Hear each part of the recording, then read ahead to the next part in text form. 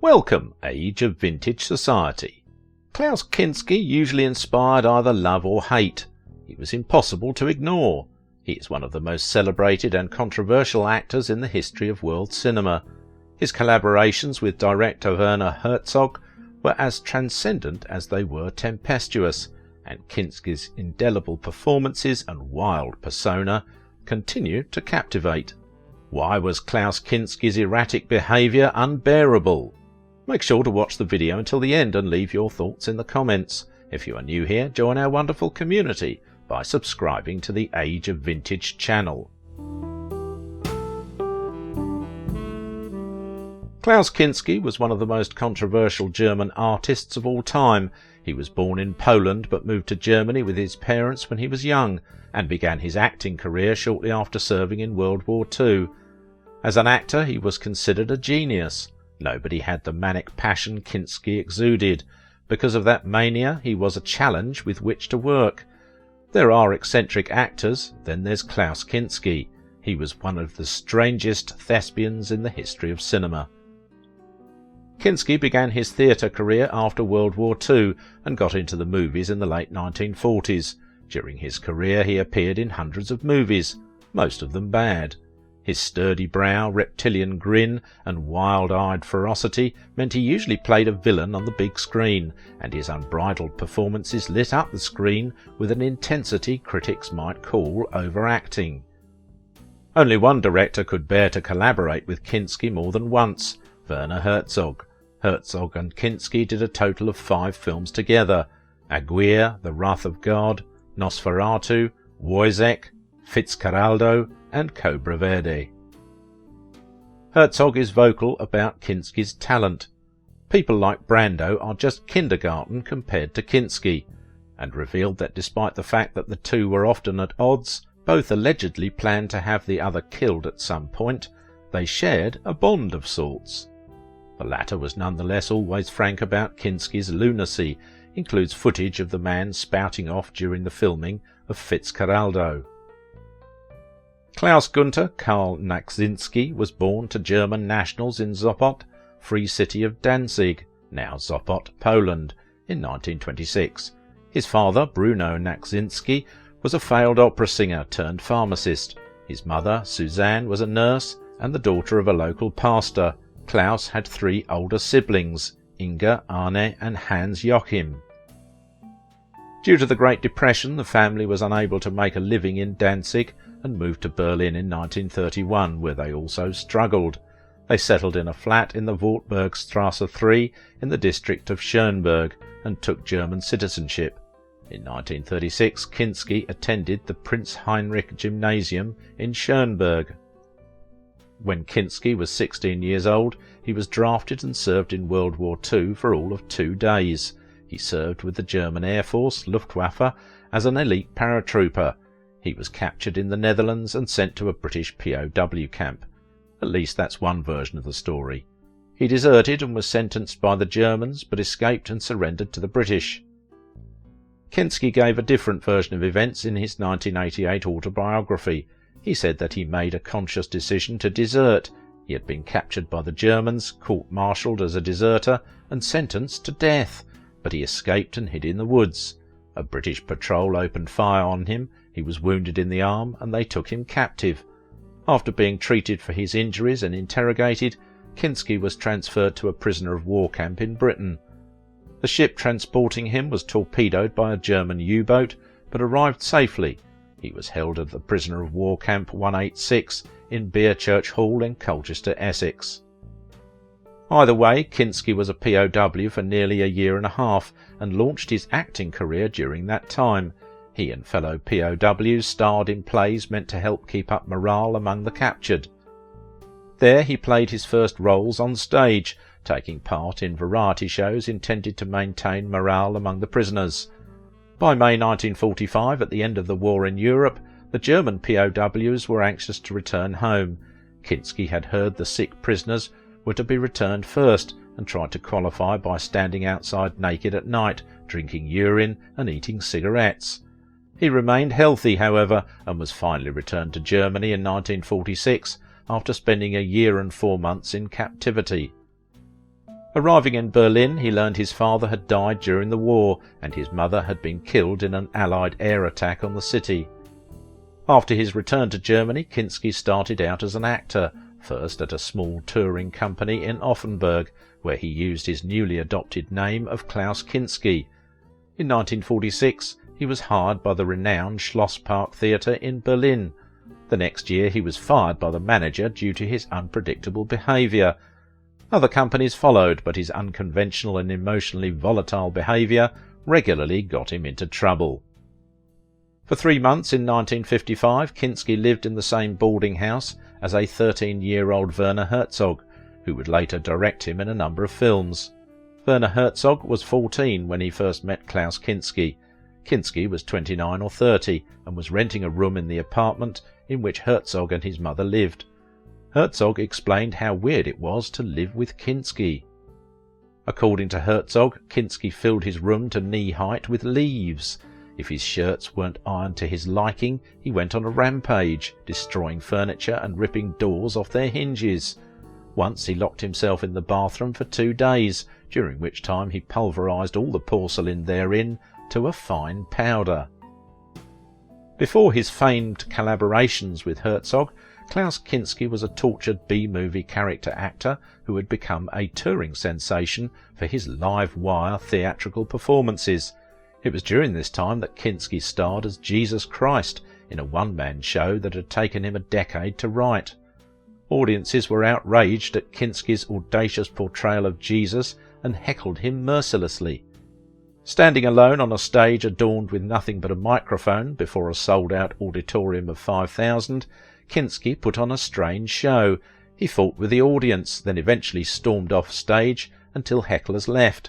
He finally returned to finish his bizarre monologue about a man who would rather be harmed than continue to live and fester. After only 2 performances, Kinsky cancelled the tour. Kinsky by no means was a good man, as insane celebrities rarely are. He was loathed by many, including his own family, yet no other thespian brought intensity to a character like he did. He invented a way of entering a scene known as the Kinsky Spiral. While Herzog and Kinsky had a tumultuous relationship, Herzog believed if he's ever learned anything from anyone, it's been from Kinsky. He is the only person, basically, who ever taught me anything. I'm completely self-made. I was never an assistant, nor did I attend a film school. I learned everything on my own. Well, Herzog was so impressed with one of his movements, he named a way to enter a scene after him. I learned something special from him, from his physicality. I later called it the Kinsky Spiral, meaning an appearance from behind the camera. If you enter the scene from the side, showing your profile, and then face the camera, there is no tension. He developed something. Standing next to the tripod, he would twist his leg around, and this way his body had to spiral itself organically into the picture. If you were the camera, he would position himself right next to it and twist into frame. This created a mysterious, disturbing tension. Herzog and Kinsky locked horns. A lot. They have a sordid history. They publicly hate each other, but they've also worked together several times, as they know that their work together is golden and neither of them would be as good without the other. Herzog wasn't the only one who had problems with Kinsky.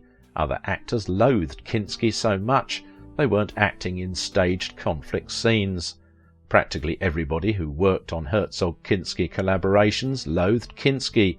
In fact, there were several occasions on which the actor got seriously injured filming what were supposed to be staged conflict scenes. Of the tenuous relationship among the cast, Herzog remembered, "My crew would almost mutiny when they heard that Klaus was on board. They would say, 'How could you do this to us? We can't take this man a minute longer.' I don't like the term wild man, but Dennis Hopper was in the kindergarten compared with Klaus. I remember scenes where the other actors used to take such pleasure in harming him. He was often hurt quite badly." Tensions were raised with each consecutive movie that they worked on, and during production of Aguirre, The Wrath of God, when Kinsky had a tantrum and refused to act any more, Herzog held the actor at gunpoint and had him act with a gun to his head. Well, that tension continued during filming Fitzcarraldo, as they fought to no end. During the filming of Aguirre, Kinski threatened to leave the production because Herzog refused to fire a technician who made Kinski mad. Kinski was serious about leaving. He packed all of his things in a speedboat and was determined to go. Herzog took the threat seriously because he knew Kinski had a reputation for breaking contracts. So Herzog threatened his life. I went up to him and said, "You can't do this. The movie is more important than our personal emotions, even more important than our persons, and this can't be permitted. This simply will not be." He said, "No, I'm leaving now." Herzog told Kinski he had a device that would take them both out if he went through with his plan. Not only did Klaus Kinski relentlessly anger Herzog, but he also got on the nerves of practically the whole crew, including the cast of the indigenous people. His erratic behaviour and non-stop screaming was too much for the production after already suffering so much. So an indigenous chief offered to murder Kinski. "You can't hope to direct Klaus Kinski," Crawlspace's chief makeup artist John Vulich once said about the 1986 low-budget horror movie's leading man. "You can only document him." It's fair to say Kinski's fellow cast and crew members found that out the hard way. In fact, the bulging-eyed German actor's behaviour on set was so relentlessly antagonising that one producer allegedly put forward an idea which would ensure he could never inflict such a reign of terror again: bump him off. Kinski had inadvertently disrupted proceedings before he was even cast in the sleazy slasher movie, which was released 35 years ago. Writer-director David Schmerler had initially intended for his monster to be a disturbed Vietnam veteran who turns his attic into a makeshift POW camp. But Charles Band, the film's executive producer, didn't believe that audiences would respond well to a narrative steeped in such relatively recent history. Instead, he suggested the baddie should be a German soldier, and who better to play this villain than a man who actually served in the German military during World War II. Kinski was known to throw hours-long tantrums on set. At one point, while filming Fitzcarraldo, Herzog reached his boiling point with Kinski's antics. He planned to set Kinski's cabin ablaze while he was asleep inside. He would have done it if it weren't for Kinski's vigilant dog, who barked at the director as he approached the house. "We had a great love, a great bond, but both of us planned to take each other out," Herzog said of the late actor. "Klaus was one of the greatest actors of the century, but he was also a monster and a great pestilence. Every single day I had to think of new ways of domesticating the beast." Kinski once threw 2 potatoes and whatever cutlery he could find at a theatre critic during a formal dinner. Kinski took offence to the critic praising a small role of the actors in a play as outstanding and extraordinary.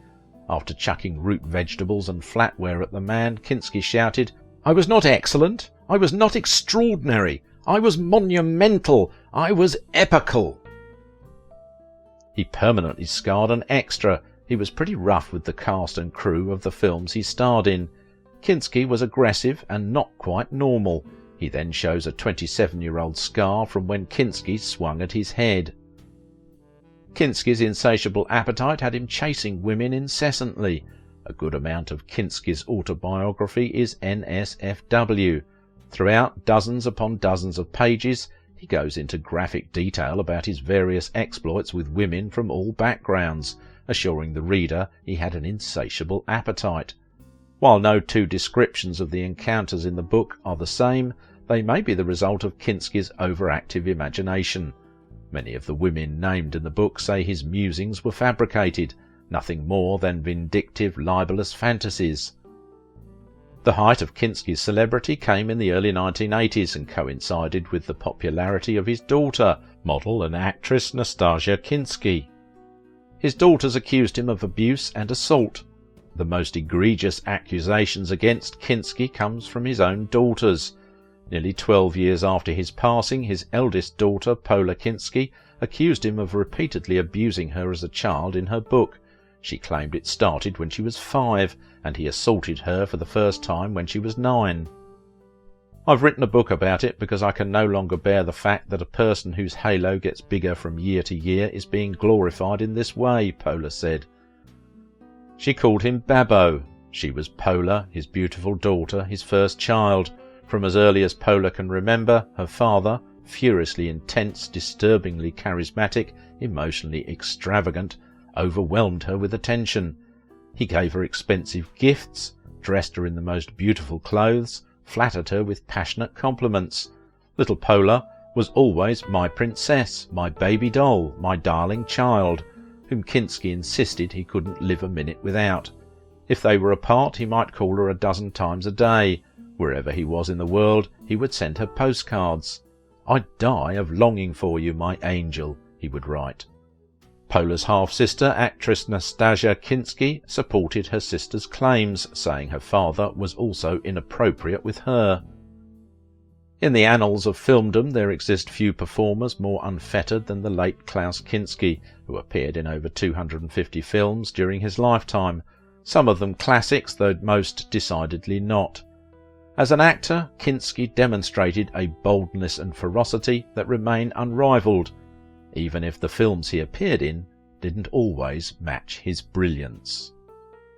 If you liked this video, don't forget to give it a thumbs up, subscribe if you are new here, and if you want to support my work, please visit my Patreon page. Now it is your turn. What do you think about the life and legacy of Klaus Kinski? He was the legendary Klaus Kinski, the most famous German actor of his generation.